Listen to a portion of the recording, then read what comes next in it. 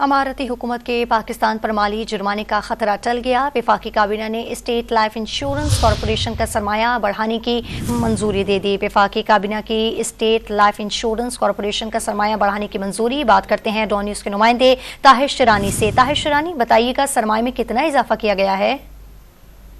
دیکھیں، نگران وفاقی کابینہ نے ہنگامی بنیادوں پر وزارت تجارت کی سمری سرکولیشن پر منظور کر لی ہے، جس کے تحت اسٹیٹ لائف انشورنس کارپوریشن کا جو سرمایہ ہے اس میں 1 ارب 80 کروڑ روپے تک بڑھانے کی منظوری دی گئی ہے، کیونکہ متحدہ عرب امارات حکومت کی یہ شرط تھی کہ جو 100 ملین جو درہم ہے ان سے پیڈ اپ کیپٹل کم نہیں ہونا چاہیے۔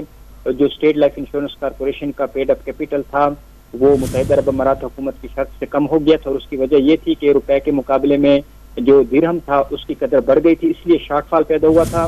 تو ممکنہ جرمانے سے بچنے کے لیے وفاقی حکومت کی جانب سے اقدامات کیے گئے ہیں، جس کے باعث جو یو اے حکومت کا ممکنہ جرمانہ تھا اس کا خطرہ ٹل گیا ہے، کیونکہ وفاقی کابینہ نے جو اسٹیٹ لائف انشورنس کارپوریشن کا پیڈ اپ کیپٹل ہے اس میں اضافے کی منظوری دے دی ہے، جس کے تحت پیڈ اپ کیپٹل 6 ارب 20 کروڑ سے بڑھا کر 8 ارب روپے اور اتھرائز شیئر کیپٹل 8 ارب سے بڑھا کر 9 ارب روپے کرنے کی منظوری دی گئی ہے۔